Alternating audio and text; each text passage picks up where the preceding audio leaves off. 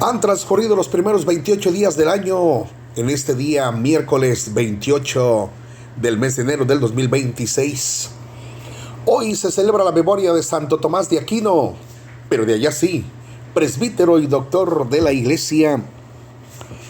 En el nombre del Padre, del Hijo y del Espíritu Santo. Amén. Segunda de Samuel, capítulo 7, versículo 4 al 17. En aquellos días el Señor le habló al profeta Natán y le dijo: Ve y dile a mi siervo David que el Señor le manda a decir esto. ¿Piensas que vas a ser tú el que me construya una casa para que yo habite en ella?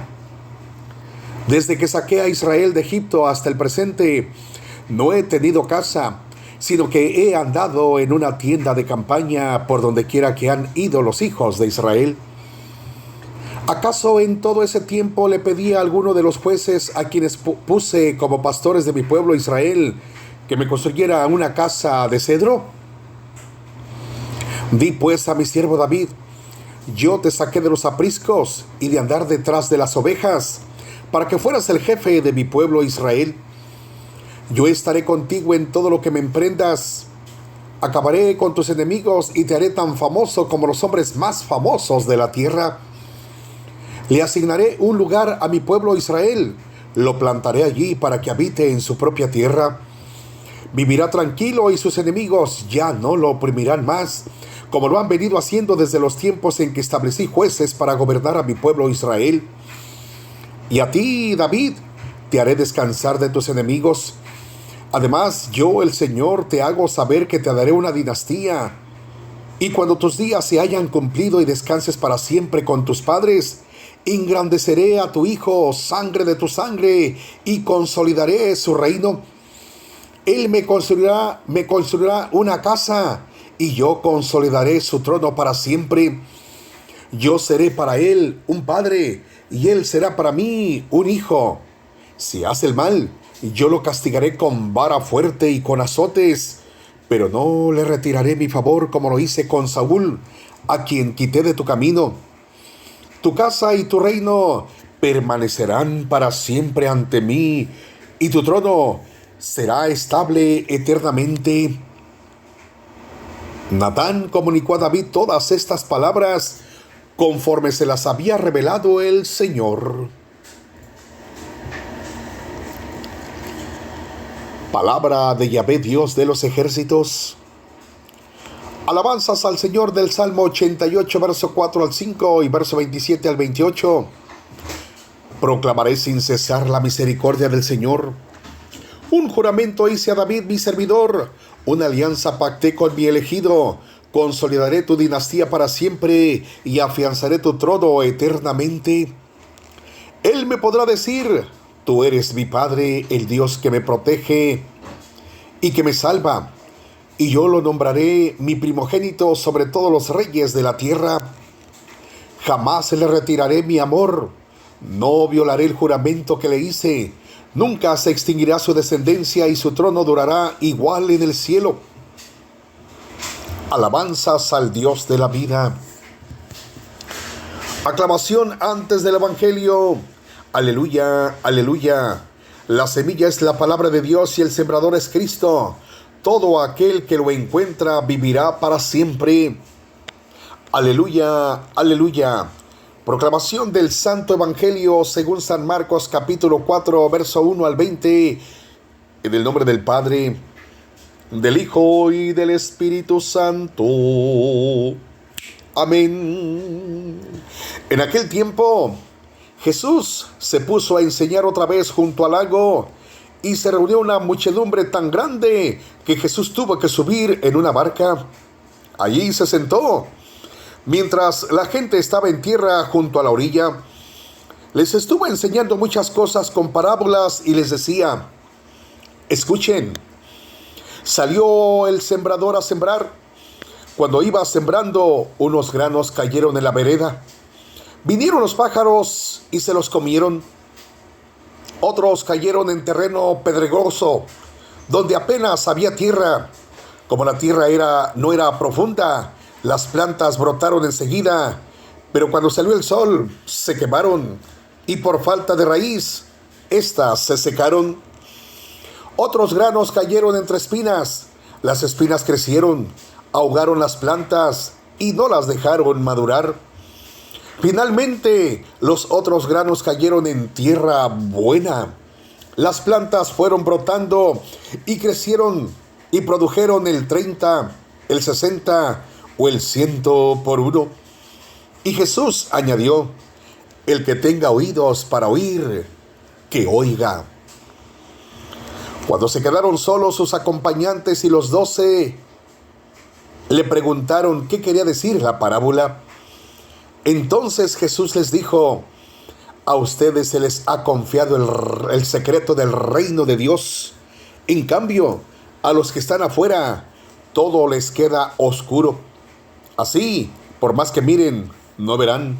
Por más que oigan, no entenderán, a menos que se arrepientan y sean perdonados. Y les dijo a continuación: si no entienden esta parábola, ¿cómo van a comprender todas las demás? El sembrador siembra la palabra. Los granos de la vereda son aquellos en quienes se siembra la palabra. Pero cuando la acaban de escuchar, viene Satanás y se lleva la palabra sembrada en ellos. Los que reciben la semilla en terreno pedregoso son los que, al escuchar la palabra, de momento la reciben con alegría, pero no tienen raíces. Son inconstantes y en cuanto surge un problema o una contrariedad por causa de la palabra, se dan por vencidos. Los que reciben la semilla entre espinas son los que escuchan la palabra, pero las preocupaciones de esta vida, las seducciones y el amor por las riquezas y el deseo de todo lo demás que los invade, ahogan la palabra y la hacen estéril. Por fin, los que reciben la semilla en tierra buena son aquellos que escuchan la palabra, la aceptan, la reciben y dan una buena cosecha. Unos de 30, otros de 60 y otros del 100 por uno.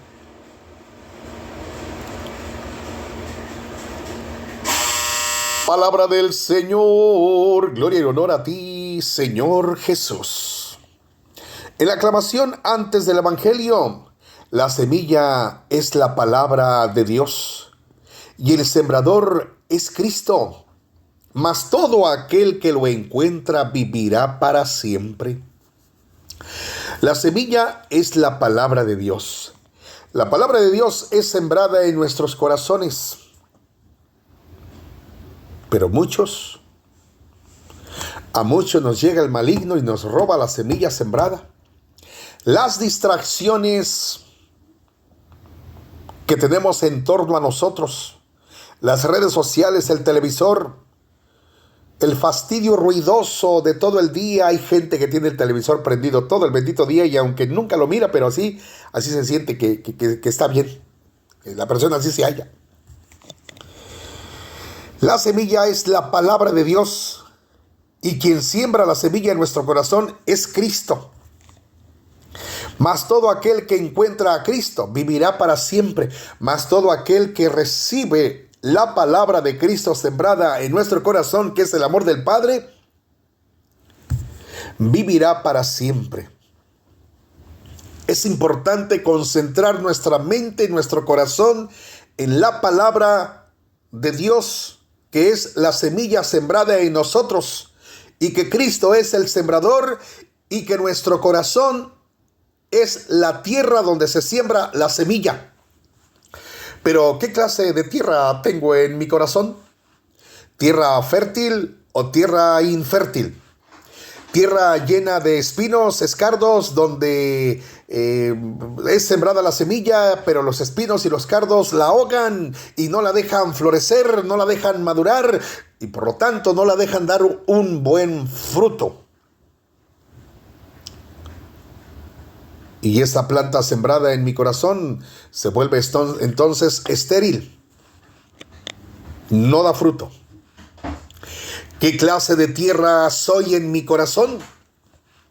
Donde hay pedregal. Y por tanto, pedregal que hay poca tierra y por lo tanto esas plantas nacen, surgen, pero como no tienen suficiente tierra, no hay suficiente raíz, y como no tienen suficiente raíz, sale el sol y en un 2x3 la marchita, y se vuelve así como mis jetas, toda marchita y toda estirada, con una carabina de Ambrosio insípida, cara de guarache estirado, cara de caballo. Así es la semilla sembrada en una tierra llena de piedras, donde hay poca tierra. ¿Qué clase de tierra soy en mi corazón? ¿Tierra fértil o tierra infértil? ¿O soy esa tierra buena, esa tierra fértil, donde la semilla sembrada en mi corazón da un fruto al 100%? Amados hermanos, al 100%, amados hermanos, es de ponernos a reflexionar qué clase de tierra soy. La relación entre estos pasajes radica en la promesa y el cumplimiento del reino de Dios para la salvación de nuestras tristes y miserables almas y vidas. Porque sin Cristo en nuestro corazón no podremos ser salvos. ¿Y cuántos de nuestros seres queridos y amados están yendo a las tinieblas, a la oscuridad? Mi amado hermano y hermana. Queridos y amados de Dios, mientras que en el Antiguo Testamento se establece la base legal y dinástica, en el Nuevo Testamento se explica cómo ese reino se expande espiritualmente en el mundo entero, porque los siervos de Dios son como ángeles de Dios, que proclaman su palabra a tiempo y a destiempo. El pacto davídico, la base del reino en 2 de Samuel capítulo 7, versículo 4 al 17. Y cuando dice el pacto davídico, es decir, el pacto que Dios hizo con David, cuando lo llama y lo quita de ser un simple pastorcillo de ovejas y lo pone como rey de su santo pueblo escogido por Dios, el pueblo de Israel. Y de ahí procede el Mesías, el ungido, el unigénito, del linaje de David, descendencia de David. Este pasaje, pues, 2 de Samuel capítulo 7, versículo 4 al 17, en ese Dios establece un pacto incondicional con David a través del profeta Natán. Dinastía eterna. Dios promete que el trono de David será firme para siempre, porque Jesús de Nazaret es del linaje de David y es Rey eterno de nuestras vidas, sembrador de la palabra de Dios en nuestro corazón. La casa de Dios, aunque David quiere construir un templo físico, Dios le revela que él edificará una casa, una descendencia real para David.